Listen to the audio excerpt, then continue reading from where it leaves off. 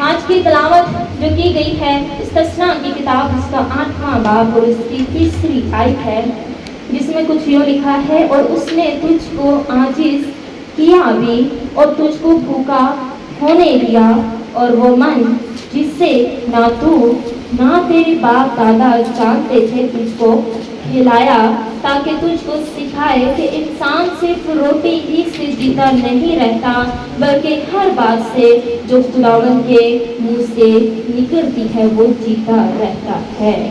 آمین آمین۔ اس آیت مقدسہ میں بہت ہی ریولیشنز موجود ہیں۔ ویسے تو خداوند کے منہ سے نکلی ہر ایک بات، ہر ایک لفظ میں گہرا مکاشفہ موجود ہے۔ کوئی بھی ایسا لفظ جو خداوند کے منہ سے نکلے اور اس کے اندر زندگی نہ ہو، اس کے اندر مکاشفہ نہ ہو، یہ ممکن نہیں ہے۔ خداوند کے منہ سے ایک نکلا لفظ، ایک نکلا جملہ، اور یہاں تک اس کے منہ سے نکلا ہوا زندگی کا دم بھی زندگی رکھتا ہے اور انسان کو جیتی جان کرتا ہے، کیونکہ ہمارا خدا قادر مطلق خدا ہے۔ آج کے اس حوالہ میں ہم کچھ مختلف باتوں کو سیکھیں گے، اور جو آیت تلاوت کی گئی ہے اس میں 2 باتیں ہیں۔ پہلی عاجزی اور انکساری، اور دوسری زندگی جینا۔ ہم اس حصے کو، اس آیت کو جب دیکھتے ہیں تو یہ آیت 2 حصوں پر مشتمل ہے۔ پہلی عاجزی اور انکساری کہ اس نے ہمیں بھوکا ہونے دیا اور اس نے ہم کو عاجز کیا، اور دوسری بات کہ ہر وہ بات جو خداوند کے منہ سے نکلتی ہے انسان جیتا رہتا ہے۔ 2 باتیں آج کی آیت میں۔ پہلی بات عاجزی اور انکساری۔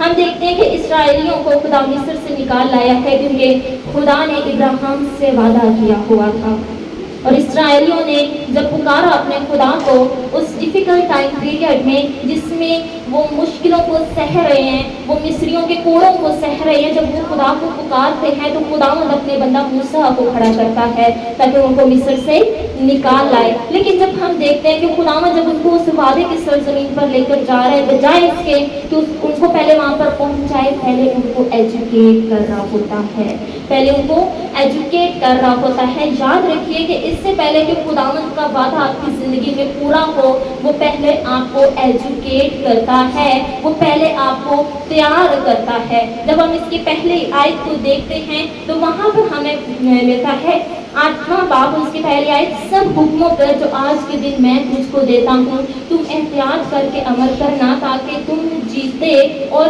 بڑھتے رہو، اور جس ملک کے بابت خداوند نے تمہارے باپ دادا سے قسم کھائی ہے تم اس میں جا کر اس پر قبضہ کرو۔ قبضہ کرنا ایک ان کے مشن کا پارٹ تھا کہ انہوں نے اس ملک پر جا کر قبضہ کرنا ہے، اور یہ انلیگل نہیں ہو رہا تھا، یہ لیگل ہو رہا تھا، کیونکہ خداوند نے ابراہیم سے وعدہ کیا ہوا تھا اور اس وعدے کو وہ پورا کرنے جا رہا تھا۔ لیکن مصر سے نکلنے کے بعد اس وعدے کی سرزمین پر پہنچنے کے لیے صرف چند دن لگتے تھے۔ یہ 40 سال کا ٹائم پیریڈ بدل گیا، 40 سال لگے ان کو اس جگہ پر پہنچنے میں۔ کیوں؟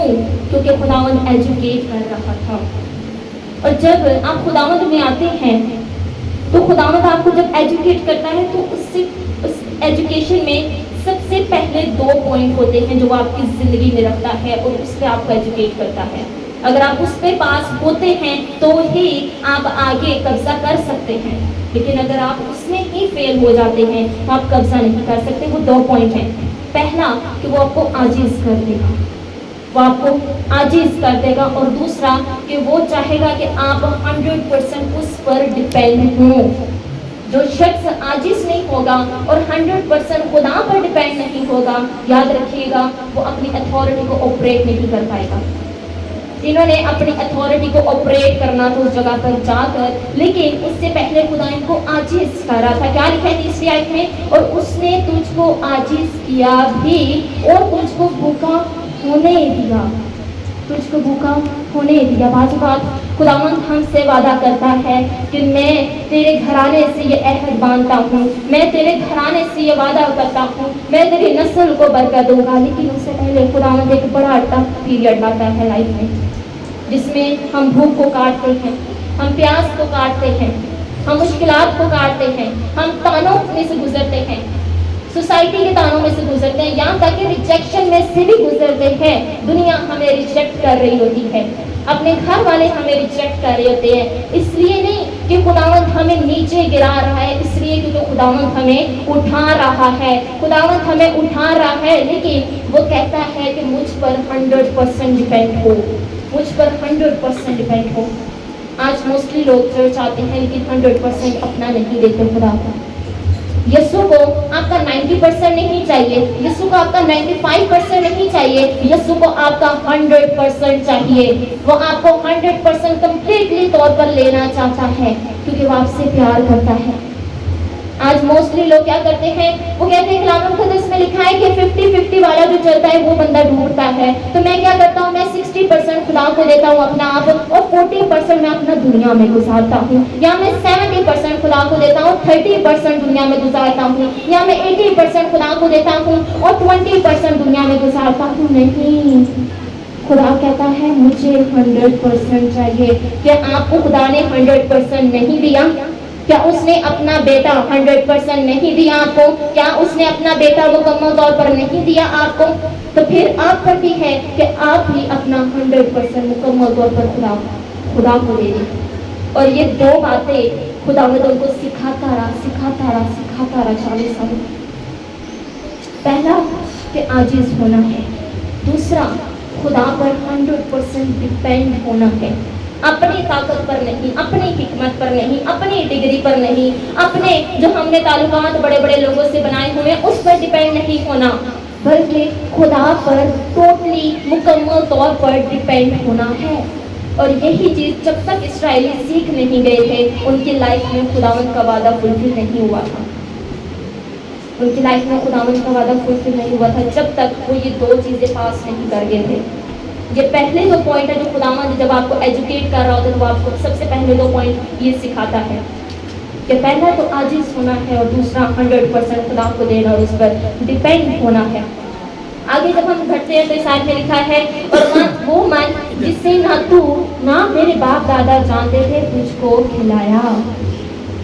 हम देखते हैं इब्राहिम खुदा के साथ कितना वफादारी से चला। क्या इब्राहिम ने वो मन खाया? नहीं खाया। हनूक जो जिंदा उठा लिया गया, हनूक ने वो मन नहीं खाया। इसी तरह हम देखते हैं नूह, जिसको खुदा ने इस्तेमाल किया दुनिया को बचाने के लिए, नूह ने वो मन नहीं खाया, इब्राहिम ने मन नहीं खाया, इसहाक ने मन नहीं खाया। लेकिन खुदा कहता है कि वो मन जिसे ना तू ना तेरे बाप दादा जानते थे तुझको खिलाया। इसे हम एक चीज सीखते हैं कि जो बरकत पीछे आपकी जनरेशनल लाइन में नहीं थी, आपकी फैमिली लाइन में नहीं थी, जो मुकाशा आपकी पिछली फैमिली लाइन में नहीं था, वो आपकी ज़िंदगी में ज़ाहिर होगा। लेकिन उसके लिए ज़रूरी है आजिज़ी और मुकम्मल तौर पर खुदा पर डिपेंड होना, मुकम्मल तौर पर खुदा पर डिपेंड होना। हम देखते हैं इसराइली और मूसा में डिफरेंस था। इसराइली और मूसा, इसी तरह यशवा, कालिब, ये तीन पर्सनैलिटीज जो थे इस सफ़र में मुख्तलिफ नज़र आती हैं। और कुछ इसराइली, चंद इसराइली ऐसे हैं जो मुख्तलिफ हमें इनसे नज़र आते हैं, मुख्तलिफ मिजाज के नज़र आते हैं। जब हालांकि मूसा भी उनके साथ सफ़र कर रहा है, मूसा के पास भी पानी नहीं है, मूसा के पास भी खाना नहीं है, लेकिन मूसा इत्मीनान से चलता जा रहा है। ऐसा तो नहीं है कि खुदावन जब मूसा की हजूरी में जाता था तो उसके आगे खुदावन ने टेबल लगाया होता था और वो खाने वहाँ बैठ कर खाता था, शरबत पीता था, कोल्ड ड्रिंक्स पी रहा, वो वहाँ खुद खुदा की हजूरी में खुदा उसको प्रोवाइड कर रहा है, लेकिन इसराइलियों को प्रोवाइड नहीं कर रहा। मूसा भी उसी हालत में रहा है जिस हालत में वो रहे हैं, लेकिन फर्क क्या आ रहा है कि मूसा 100% डिपेंड हो रहा है और वो आजिज़ और इंकिसार है। मूसा के बारे में खुदा कहता है कि मैंने अपने बंदा जैसा आजिज़ और इंकिसार बंदा पूरी दुनिया में नहीं देखा है। और खुदावंद मूसा को क्यों पसंद करता था, उससे क्यों बातचीत करता था, अपने रेवलेशन को उसके थ्रू क्यों ऑपरेट करवाता था, क्योंकि वो आजिज़ और इंकिसार था और मुकम्मल तौर पर खुदा पर डिपेंड होता था। लेकिन इसराइली डिपेंड नहीं होते थे, वो आजिज़ और इंकिसार नहीं तो वो कंप्लेंट्स करते थे। वो कहते थे हमें तो मिस्र के गोश्त और प्याज और लहसुन, हमें तो उधर की बड़ी याद आती है, हम इधर अब क्या खाएंगे, हमें तो गोश्त चाहिए, हमारे पास खाने को कुछ नहीं है, हमारे पास पहनने को कुछ नहीं है। वो कहते हैं कि हम पानी कहाँ से पिएंगे, मुकम्मल तौर पर खुदा पर जब हम डिपेंड करना शुरू कर देते हैं तो हम beyond our knowledge, beyond our thoughts पे जाकर डिपेंड करते हैं खुदा पर। हमारी हिकमत जहाँ पर काम नहीं भी करी, हम फिर भी खुदा पर भरोसा रखते हैं, उस पर डिपेंड होते हैं, क्योंकि हमें पता है कि हमारा खुदा हमें भूखा नहीं मरने देगा। आज बहुत सारे लोग हैं, अगर जिनको रोटी ना मिले वो मसीह में आते हैं, उनके हालात ख़राब होते हैं, फाइनेंशियली तौर पर ख़राब होते हैं, उनको रोटी नहीं मिलती 3 वक्त की, उनको 2 वक्त की रोटी नहीं मिलती, अगर 1 वक्त की भी रोटी मिलती है तो उसमें भी वो कई गिले शिकवे करके खुदा से तो फिर रोटी खा रही होती है। और ये कि सेम कंडीशन इसराइलियों की भी थी। लेकिन जब हम देखते हैं, जब मन आया तो मूसा ने कहा था कि लाइफ टाइम के लिए जमा नहीं करना, और जिसने किया था हम देखते हैं उसको सजा मिली थी। क्यों? क्योंकि खुदा कहते टोटली तौर पर मुझ पर डिपेंड हो। अगर आज मैंने तुम्हें दिया है तो कल भी दूंगा, अगर आज दिया है तो परसों भी दूंगा, अगर आज दिया है तो 10 साल बाद भी दूंगा मैं तुम्हें, अगर मैंने सुबह दिया है तो मैं शाम को भी दूंगा, क्योंकि मैं खुदा कादिर मुतले खुदा हूँ, मैं तुम्हारा आसमानी बाप हूँ। खुदावंद हमको अपना फर्जंद कहलाता है, तो क्या बाप अपने फर्जंदों को भूखा मरने देगा? कभी नहीं। लेकिन ज़रूरत इतनी है कि हम आजिज़ और इंतसार है और उस पर टोटली तौर पर डिपेंड है। अगला हिस्सा जो हम इस आयत का देखते हैं वो है इंसान सिर्फ रोटी ही से जीता नहीं रहता, बल्कि हर बात से जो खुदावंद के मुंह से निकलती है वो जीता रहता है। इसमें एक बहुत बड़ा मुकाशफा मौजूद है।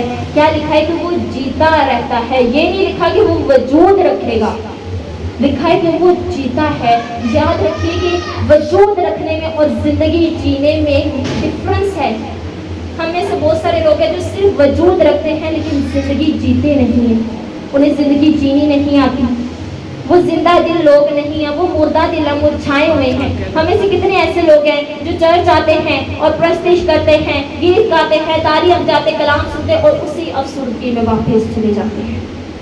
वो ज़िंदगी नहीं जी रहे, वो मुर्दा हालत में है। क्यों वो मुर्दा हालत में है? क्यों वो ज़िंदगी नहीं जी रहे हैं? क्योंकि उनकी ज़िंदगी में खुदा का कलाम नहीं है, उनकी ज़िंदगी में खुदा का कलाम नहीं है। वो एक कान से सुनते दूसरे कान से निकाल देते हैं, वो उसको अपनी रूह में नहीं उतारते हैं, अपनी रूह में उसको जज्ब नहीं करते हैं। याद रखिए, आप दुनियादारी की चीज़ों के बलबूते पर तो वजूद रख सकते हैं लेकिन आप ज़िंदगी नहीं जी सकते। ज़िंदगी जीने के लिए ये जिंदा कलाम चाहिए, ये जिंदा कलाम चाहिए ज़िंदगी जीने के लिए, जिंदा कलाम चाहिए ताकि हम जीते रहें। कलाम मुकद्दस में क्या लिखा है? यीशु मसीह क्या कहते हैं कि जो मुझ पर ईमान लाएगा वो अब तक जिएगा। ये नहीं लिखा कि वो अब तक वजूद रखेगा, लिखा है वो अब तक जिएगा, वो जिंदगी को जिएगा, वो जिंदगी को जिएगा, वो लाइफ को इंजॉय करेगा, वो लाइफ को क्रिएटिव वे में लेकर चलेगा और वो जिंदगी में शादमानी के साथ चलेगा। ये जिंदगी जीना है। आज क्यों दिल मुर्दा बैठे होते हैं यहाँ पर चर्चिस में, पर घरों में जाएंगे अफसुर्दगी की बातें करेंगे, वो चर्च जाएंगे नाउमीदी की और अफसुर्दगी की बातें करेंगे। आप उनको 10 साल बाद भी देख रहे हो, उनकी जुबान से हमेशा अफसुर्दगी की और नाउमीदी की बातें निकलेगी, क्योंकि उनके अंदर कलाम नहीं है। और जिसके अंदर कलाम है वो जिंदगी जीना शुरू कर देता है, वो जिंदगी जीना शुरू कर देता है, वो सिर्फ वजूद नहीं रखता, वो जीना शुरू कर देता है। इसी के साथ साथ जब हम देखते हैं पैदाइश की किताब में उसका 2 बाब और उसकी 7वीं आयत में कि जब खुदा ने इंसान में अपनी जिंदगी का दम फूंका तो वो जीती जान हुआ। ये नहीं लिखा कि वो वजूद में आया, लिखा है कि वो जीती जान हुआ, वो जीती जान हुआ, वो जीने लगा। आज हम में से बहुत सारे लोग हैं जो जीते नहीं हैं, सिर्फ वजूद रख रहे हैं दुनिया में अपना, वो सिर्फ वजूद रखते हैं। वो आते हैं चर्च में, जिस हालत में आते हैं उसी हालत में वापस चले जाते हैं, क्योंकि वो ज़िंदगी जी नहीं रहे हैं। और क्यों नहीं ज़िंदगी जी रही हैं? क्योंकि वो खुदा के कलाम पर अमल नहीं कर रही हैं, खुदा के कलाम को अपनी ज़िंदगी में नहीं रख रहे हैं। एक और बात हम यहाँ पर देखते हैं इसी आयत में, ज़िंदगी जीने के हवाला से जो जीता है उसकी लाइफ में अथॉरिटी एक्टिवेट रहती है, उसकी लाइफ में अथॉरिटी एक्टिवेट रहती है। कितने लोगों को पता है कि यीशु ने हमें इख्तियार दिया है? कितने लोग इस बात को जानते हैं? क्या इख्तियार दिया, कोई बताएगा?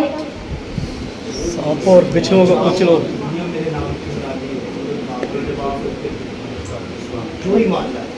जो ईमान लाए, एक सबसे बड़ा इख्तियार दिया है जो किसी को नहीं मिला है, وہ ہے سانپوں اور بچھوؤں کو کچلو اور ابلیس کی ساری قدرت پر غالب آؤ۔ اور آج ہمارے مسیح ایسے ہیں کہ اگر ان کے سامنے ابلیس کوئی مشکل لے کر آتا ہے یا کوئی ایول اسپرٹ آتی ہے ان کے سامنے خامی آتی ہے تو وہ ڈر جاتے ہیں۔ کیوں؟ کی زندگی میں خوف ہے، کیوں وہ اتھارٹی ایکٹیویٹ نہیں ہے۔ یسوع نے اتھارٹی ہاتھ میں دی ہے، سب سے بڑا اختیار ہاتھ میں دیا ہے، وہ اختیار جو دنیا کے بڑے بڑے ممالک کے پریزیڈنٹس کے پاس بھی نہیں ہے، وہ اختیار مسیحوں کو دیا ہے۔ لیکن وہ اختیار ایکٹیویٹ کیسے ہوگی؟ وہ اختیار ایکٹیویٹ کیسے ہوگا؟ اس زندہ کلام سے۔ اس اختیار کو ایکٹیویٹ کرنے کے لیے ایک چابی ریکوائرڈ ہے، لیکن افسوس کہ ہم نے اس چابی کو بھی اپنی الماریوں میں تالا لگا کے بند کیا ہوا ہے، ہم اس اختیار کو ایکٹیویٹ نہیں کر رہے ہیں۔ آپ ایمان لے آئے ہیں یسوع مسیح پر، نجات پا گئے، لیکن اگر آپ اپنے آپ کو خدا کے کلام سے نہیں بھرتے ہیں، آپ اس اتھارٹی کو یوٹیلائز نہیں کر پائیں گے۔ اتھارٹی ڈیڈ ہے۔ اتھارٹی کو ایکٹیویٹ کرنے کے لیے ضروری ہے کہ زندہ پاک کلام آپ کی زندگیوں میں صلاحیت کرے، آپ اس کے اندر جذب ہو جائیں اور یہ آپ کے اندر جذب ہو جائے۔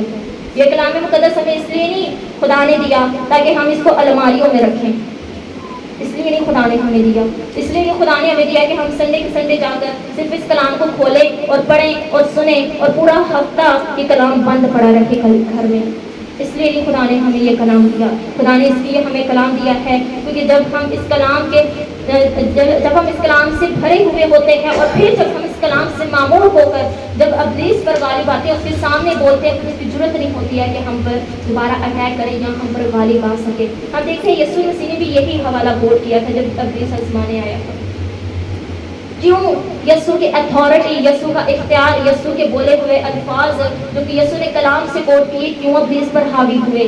کیونکہ وہ کلام سے بھرا ہوا تھا، وہ کلمہ خدا ہے۔ کیا آج کا مسیح کلام سے نہیں بھر سکتا؟ ڈیفینیٹلی بھر سکتا ہے۔ پرابلم یہ ہے کہ ہم خود کو خالی تو کر دیتے ہیں لیکن ہم بھرتے نہیں ہیں خود کو، ہم دوسرا اسٹیپ نہیں کرتے، ہم خود کو کلام سے نہیں بھرتے ہیں۔ دن رات ضرورت ہے کہ ہم دن رات اس کلام میں ڈوبے رہیں کیونکہ وقت بہت قریب ہے۔ اور کتنی افسوس کی بات ہے کہ اگر اختیار آپ کے ہاتھ میں ہو لیکن آپ اس کو ایکٹیویٹ نہ کریں، بلکہ آپ جس دشمن پہ آپ کو اختیار بخشا گیا آپ اسی دشمن سے الٹا ڈر رہے ہیں۔ کیوں ڈر رہے ہیں؟ کیونکہ یہ کلام ہی آپ کی زندگیوں کی، یہ کلام ہونا زندگی میں بڑا ضروری ہے۔ اس کے ساتھ جب ہم دیکھتے ہیں خداوند کے ایک ایک لفظ میں مکاشفہ موجود ہے، ایک ایک لفظ میں، ایوری سنگل ورڈ، ایک ایک لفظ میں۔ پاسٹر شوکت صدیق ہے، ان کی ٹیسٹمنی میں بھی آپ میں سے بہت سارے لوگوں کو پتا ہو، ان کا کریکٹر کوئی اچھا نہیں تھا، لیکن جب خداوند نے ان کی زندگی میں کام کرنا شروع کیا تو ان کی لائف کے بھی حالات بہت خراب ہونے شروع ہو گئے۔ فائنینشلی طور پر ان کو گھر سے نکال دیا گیا، ان کی فیملی کو نکال دیا گیا، بیوی کو اور بیٹے کو گھر سے نکال دیا گیا۔ اور کہتی ہے کہ شدید سردی تھی اور میرا بیٹا میرے پاس آتا ہے اور وہ شارٹس پہن کر جایا کرتا ہوتا تھا اسکول میں، اور میرا بیٹا مجھے کہتا ہے کہ پاپا مجھے سردی لگتی ہے، پلیز مجھے ایک پوری پینٹ ہی لے دیں۔ اور کہتے ہیں میرے پاس تسلی دینے کے لیے بھی الفاظ نہیں تھے کہ میں اسے تسلی دے سکوں، اور کہتے ہیں میں خدا کے آگے بہت رویا اور میں نے کہا خداوند تیرے خزانوں میں اتنا زیادہ ہے اور میں یہاں پر بھوکا مر رہا ہوں، میرے بچہ اسی طرح ٹھنڈ میں اسکول جاتا ہے اور اس کے پاس کپڑے نہیں ہیں۔ کہتے ہیں میں اپنے بیٹی کے لیے بہت رویا خدا کی حضور۔ خود کہتے ہیں کہ خداوند کا جب ایک لفظ بھی آپ کے کانوں میں آتا ہے تو آپ سکون کو پاتے ہیں، آپ تسلی کو پاتے ہیں اور آپ گروتھ کرتے ہیں۔ کہتے ہیں اس ٹائم پہ خداوند نے مجھے صرف ایک بات کی، کہتے ہیں خداوند شوکت صدیق کو کہ میں تیرے کردار پر کام کر رہا ہوں، اور کہتے ہیں کہ مجھے اس بات سے بہت تسلی ملی۔